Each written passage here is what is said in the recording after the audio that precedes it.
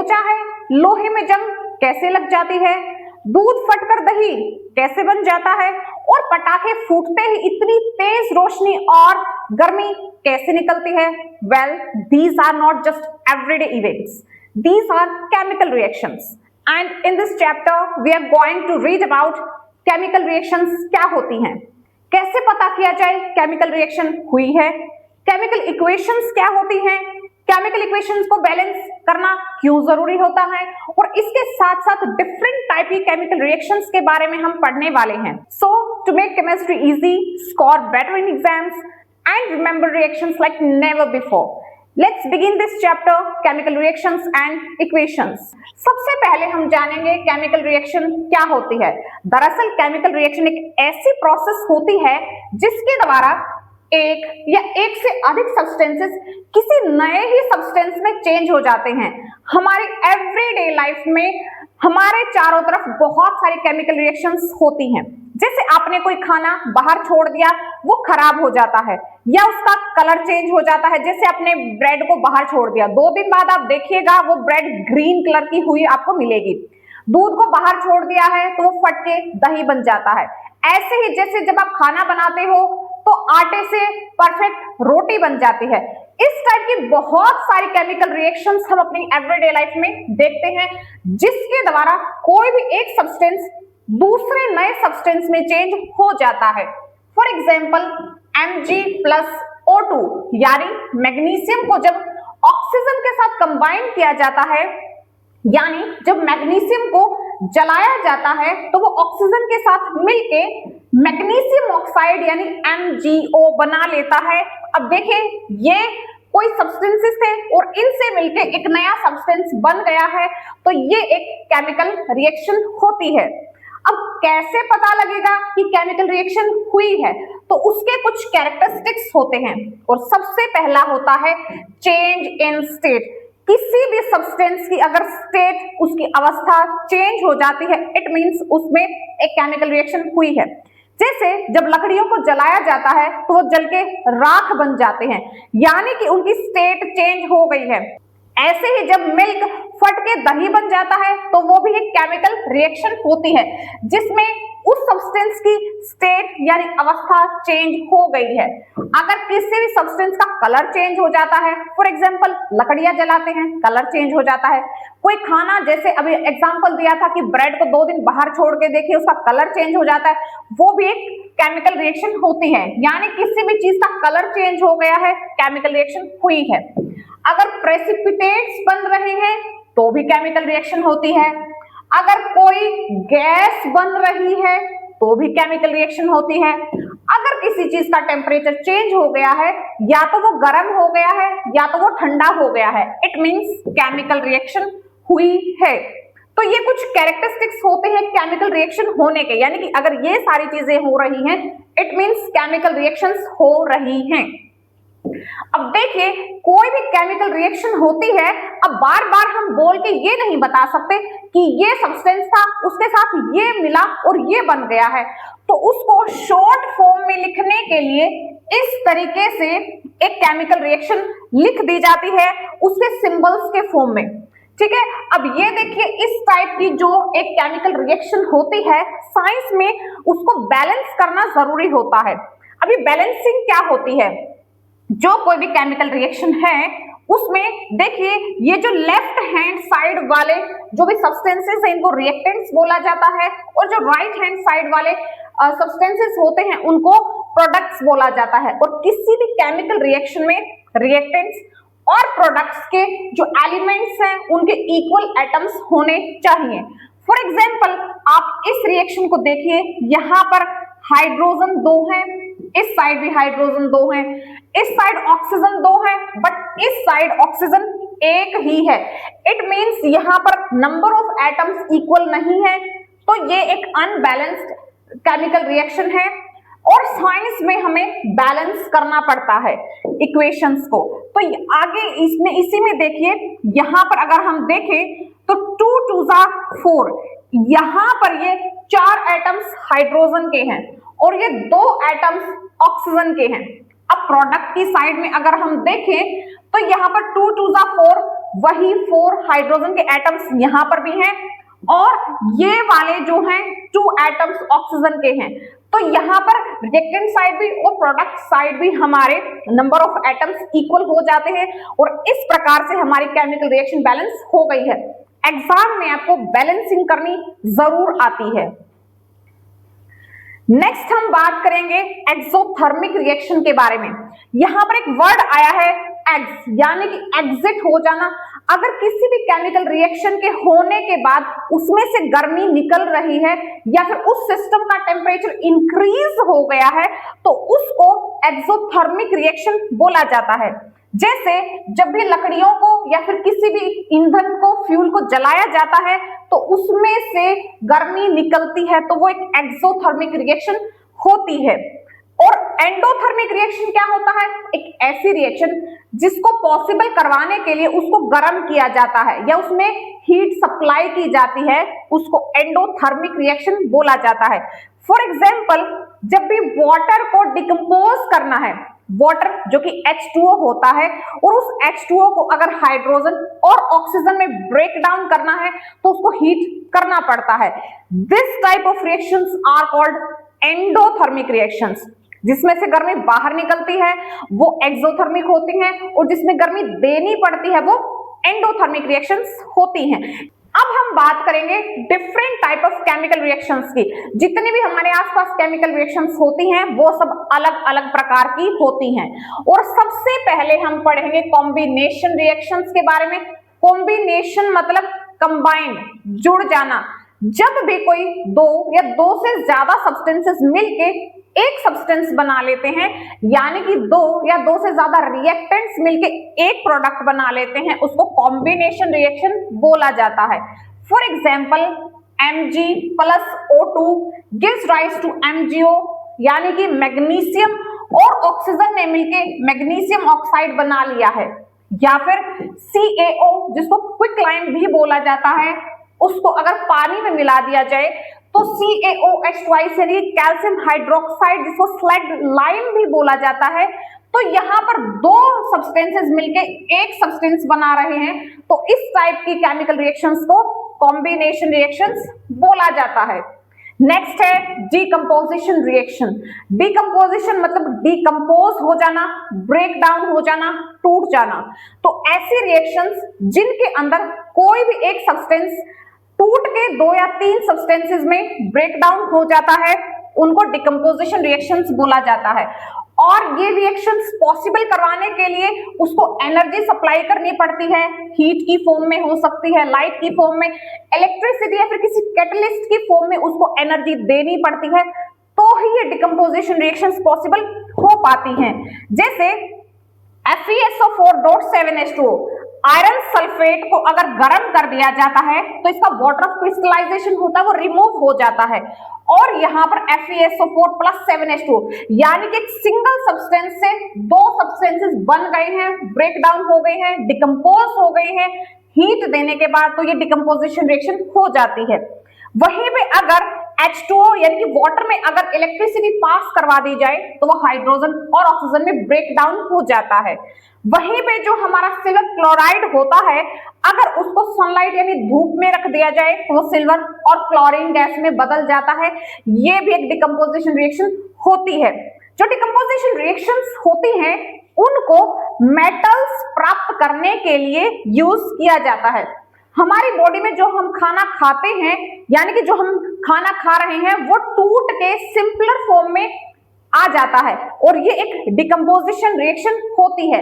जबकि प्लांट्स में होने वाली फोटोसिंथेसिस की प्रोसेस जिसमें कुछ सिंपल सब्सटेंसेस को मिला के एक कॉम्प्लेक्स सब्सटेंस ग्लूकोज बना लिया जाता है और वो जो होता है वो एक कॉम्बिनेशन रिएक्शन होती है। ये क्वेश्चन भी पेपर के अंदर आया है। नेक्स्ट हम बात करेंगे डिस्प्लेसमेंट रिएक्शन के बारे में। डिस्प्लेसमेंट मींस किसी भी चीज को डिस्प्लेस कर देना।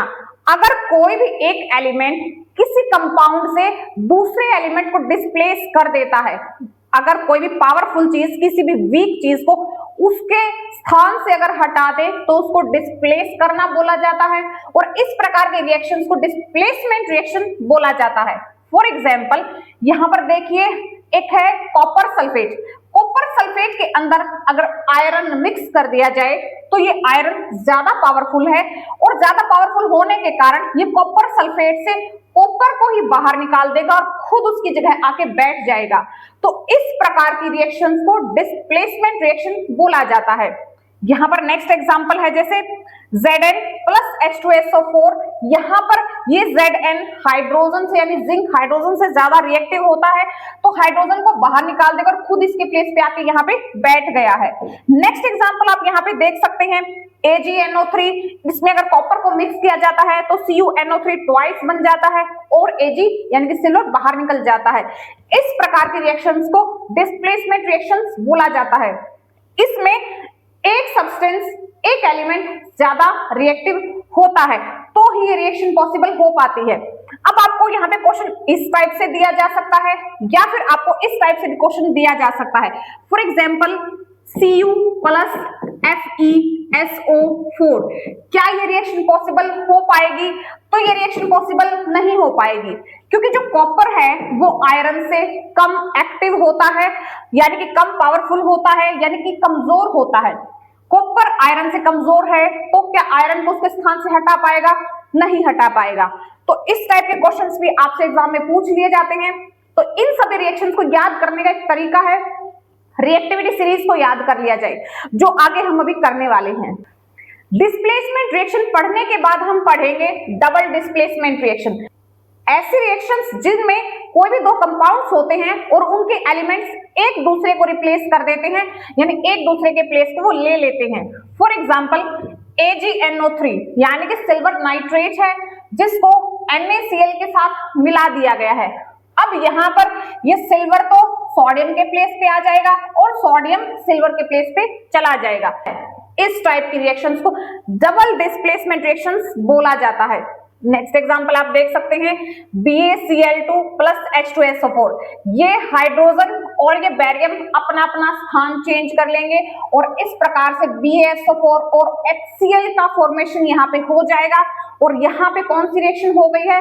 डबल डिस्प्लेसमेंट रिएक्शन हो गई है। यहाँ पे क्वेश्चन कैसे बन सकता है? आपको ये रिएक्शंस दी जा सकती हैं और वहां पे पूछा जा सकता है ये किस प्रकार की रिएक्शन है, तो डबल डिस्प्लेसमेंट रिएक्शन है, या फिर आपको स्टेटमेंट देके कोई भी रिएक्शन के बारे में पूछा जा सकता है। अदरवाइज और यहां से कोई क्वेश्चन बनता नहीं है। अभी हम बात कर रहे थे डिस्प्लेसमेंट रिएक्शंस के बारे में कि कोई भी पावरफुल यानी कि एक्टिव एलिमेंट दूसरे एलिमेंट को डिस्प्लेस कर सकता है और तो उसको याद कैसे रखा जाए? तो उसको याद रखने का एक तरीका है ये रिएक्टिविटी सीरीज ऑफ मेटल्स। यहाँ पर मेटल्स की एक सीरीज बनाई गई है जिसमें जो एक्टिव मेटल्स यानी कि बहुत ज्यादा रिएक्टिव मेटल्स हैं उनको यहाँ टॉप पे रखा गया है और जैसे जैसे सीरीज में नीचे आते जाएंगे उनकी रिएक्टिविटी कम होती जाती है। यानी अगर यहाँ पे बात की जाए तो पोटेशियम सबसे ज्यादा रिएक्टिव होता है, पोटेशियम इन सभी को डिस्प्लेस कर सकता है। उसके बाद sodium, barium, calcium, magnesium, aluminium, zinc, iron, cobalt, nickel, tin, lead, ठीक है। उसके बाद हाइड्रोजन है। हाइड्रोजन एक नॉन मेटल होता है फिर भी उसको मेटल्स के सीरीज में रखा गया है ताकि कंपैरिजन किया जा सके। उसके बाद कॉपर, मर्क्यूरी, सिल्वर, गोल्ड और प्लैटिनम, यहाँ पे जितने भी ये नीचे वाले मेटल्स है वो कम रिएक्टिव होते हैं और जो ऊपर वाले होते हैं वो ज्यादा रिएक्टिव होते हैं। यानी कि जो ऊपर वाले मेटल्स हैं ये नीचे वाले मेटल्स को उन्हीं के कंपाउंड से डिस्प्लेस कर सकते हैं और ये जो नीचे वाले हैं ये ऊपर वाले मेटल्स को डिस्प्लेस नहीं कर सकते हैं। तो इसके हेल्प से हम प्रिडिक्ट कर सकते हैं कि कोई भी रिएक्शन होगी या नहीं होगी। जैसे यहाँ पे दिखाया गया है Zn प्लस H2SO4, यहाँ पे आप देख सकते हैं जो जिंक है वो हाइड्रोजन से ऊपर है यानी कि जिंक ज्यादा रिएक्टिव है हाइड्रोजन से, तो जिंक हाइड्रोजन को डिस्प्लेस कर देगा और खुद उसके प्लेस पे आके बैठ जाएगा। ऐसे ही नेक्स्ट आपको जिंक और सिल्वर के बारे में दे रखा है तो ये रिएक्शन भी पॉसिबल है। लेकिन अगर आपको दे दिया जाए Ag आपका यहाँ हो और Zn आपका यहाँ हो तो क्या सिल्वर जिंक को डिस्प्लेस कर पाएगा? नहीं कर पाएगा, because zinc is more reactive than the silver. Next हम बात करेंगे ऑक्सीडेशन और रिडक्शन रिएक्शंस के बारे में। यहां से क्वेश्चन जरूर एग्जाम में आता है, बड़ा ही इंपॉर्टेंट और अच्छा क्वेश्चन ये बनता है। तो देखिए ऑक्सीडेशन रिएक्शन क्या होती है। ऑक्सीडेशन रिएक्शन यानी कि ऐसी रिएक्शंस जिनके अंदर ऑक्सीजन मिल जाती है ऑक्सीजन कंबाइन हो जाती है, यानी कि एडिशन ऑफ ऑक्सीजन, अगर किसी भी रिएक्शन के अंदर ऑक्सीजन को मिला दिया गया है या फिर उसमें से हाइड्रोजन को हटा दिया गया है, तो इस प्रकार की रिएक्शन को ऑक्सीडेशन रिएक्शन बोला जाता है। फॉर एग्जाम्पल, यहां पर सोडियम के साथ ऑक्सीजन को मिला दिया गया है, यानी कि ऑक्सीडेशन रिएक्शन। मैग्नीशियम के साथ ऑक्सीजन मिला दी गई है, तो ये भी एक ऑक्सीडेशन रिएक्शन है।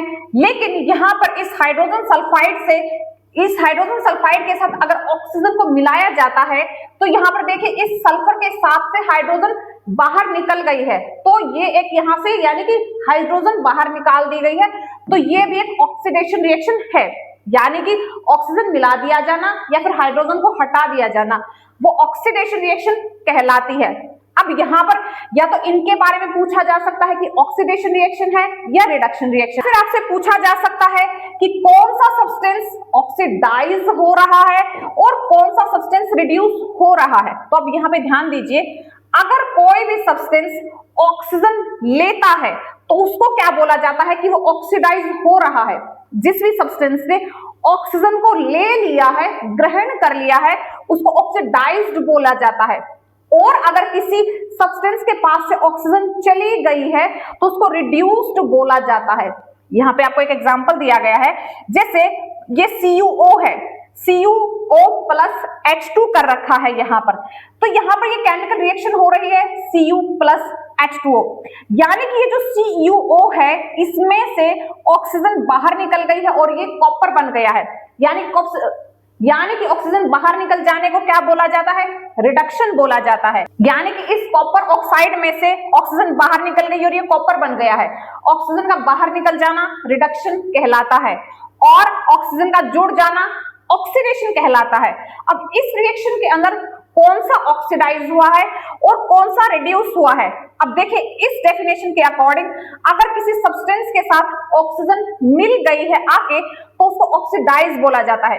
इस रिएक्शन के अंदर हाइड्रोजन के साथ ऑक्सीजन आके मिल गई है और वो H2O बन गया है, यानी कि ये ऑक्सीडाइज हुआ है और ये रिड्यूस हुआ है। तो इस टाइप के क्वेश्चंस आपसे एग्जाम में पूछे जाते हैं। अब हम बात करेंगे रिडक्शन के बारे में। अगर किसी भी रिएक्शन के अंदर हाइड्रोजन आके मिल गई है या फिर ऑक्सीजन बाहर निकल गई है, उसको रिडक्शन बोला जाता है।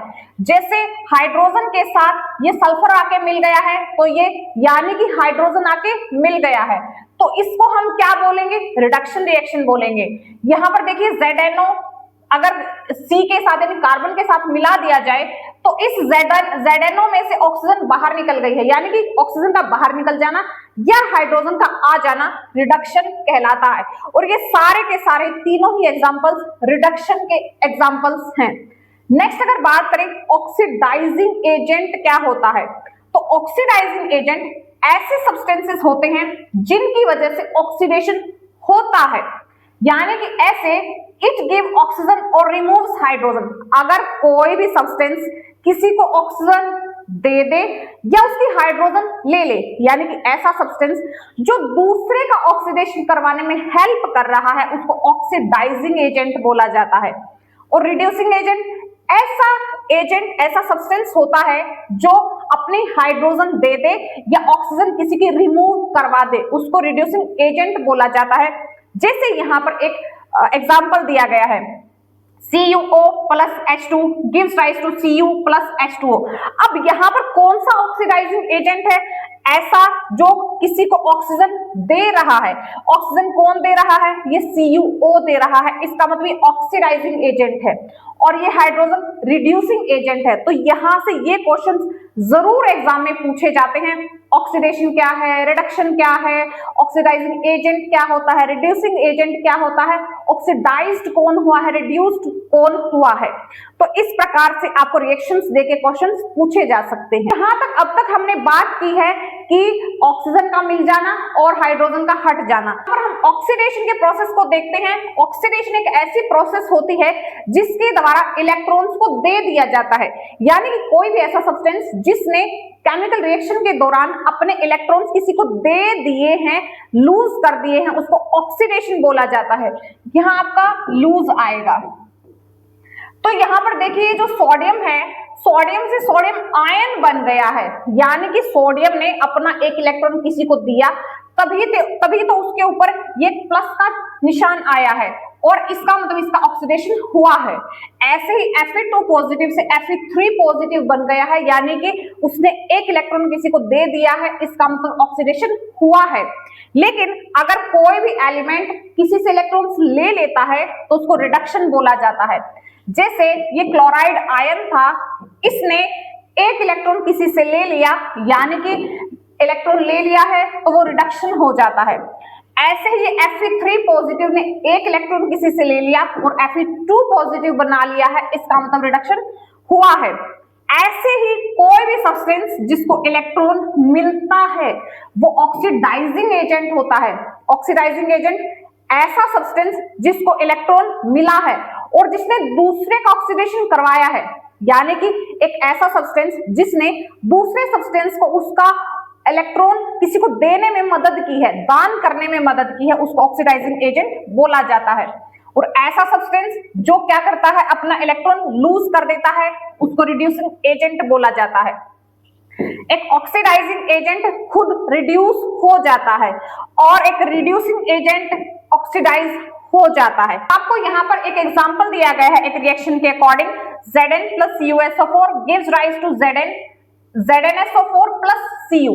अब यहाँ पर देखिए जो जिंक है उससे Zn2 पॉजिटिव बन रहा है, यानी कि जिंक ने अपने दो इलेक्ट्रॉन्स किसी को दे दिए हैं। लॉस ऑफ इलेक्ट्रॉन्स, किसी को इलेक्ट्रॉन्स दे देना ऑक्सीडेशन कहलाता है।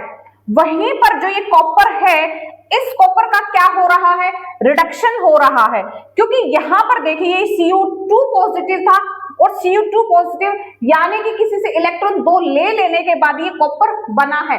गेन ऑफ इलेक्ट्रॉन्स रिडक्शन कहलाता है। तो इस रिएक्शन के अकॉर्डिंग आपका जो CuSO4 है ये एक ऑक्सीडाइजिंग एजेंट है और जो आपका Zn है ये एक रिड्यूसिंग एजेंट है। तो यहाँ से इस टाइप के क्वेश्चंस आपसे पूछे जाते हैं। कोई रिएक्शन तो ऐसी होती है जिसमें ऑक्सीडेशन होता है, किसी रिएक्शन में सिर्फ रिडक्शन होता है, लेकिन किसी किसी रिएक्शन के अंदर ऑक्सीडेशन और रिडक्शन दोनों प्रोसेसेस होती हैं, तो उसको रिडॉक्स रिएक्शन बोला जाता है। यहाँ पर ये रिडॉक्स वर्ड आप देखिए, तो देखिएगा जो RED है ये रिडक्शन के लिए यूज होता है और OX ऑक्सीडेशन के लिए यूज होता है। यानी ऐसी रिएक्शंस जिनमें दोनों ही प्रोसेसेस होती वो रिडॉक्स रिएक्शंस कहलाती है। अब तक तो इन रिएक्शंस की फॉर्म में हमने ऑक्सीडेशन और रिडक्शन के प्रोसेसेस को पढ़ा है। अब हमारी एवरीडे लाइफ में भी ऑक्सीडेशन और रिडक्शन चलता रहता है। यानी कि देखिए, जैसे आप देखेंगे जितने भी मेटल्स होते हैं उनमें कोरोजन हो जाता है, जंग लग जाता है। जैसे लोहे की चीजों में जंग लग जाता है, चांदी की चीजें रखी रखी काली हो जाती हैं, ऐसे ही कॉपर की चीजें भी ग्रीनिश कलर की हो जाती है, यानी कि जिनकी अपीयरेंस में चेंज आ जाता है उसको कोरोजन बोला जाता है। और मेटल्स में कोरोजन हो जाता है, जो भी एक्टिव मेटल्स होते हैं उनमें कोरोजन हो जाता है और ये ऑक्सीडेशन या फिर रिडक्शन के प्रोसेस के द्वारा होता है। ऐसे ही बहुत सारा रखा हुआ खाना, ऑयली खाना बहुत जल्दी खराब हो जाता है क्योंकि उसमें भी ऑक्सीडेशन हो गया है, यानी कि उसके साथ आके ऑक्सीजन मिल गई है, उसको भी ऑक्सीडेशन की प्रोसेस बोला जाता है। और खाने का खराब हो जाना रेंसिडिटी ऑफ फूड बोला जाता है। कोरोजन देखिए एक ऐसी प्रोसेस होती है जिसमें मेटल की सरफेस, उसकी अपीयरेंस खराब हो जाती है क्योंकि वो एयर और वाटर के साथ मिक्स हो जाती है।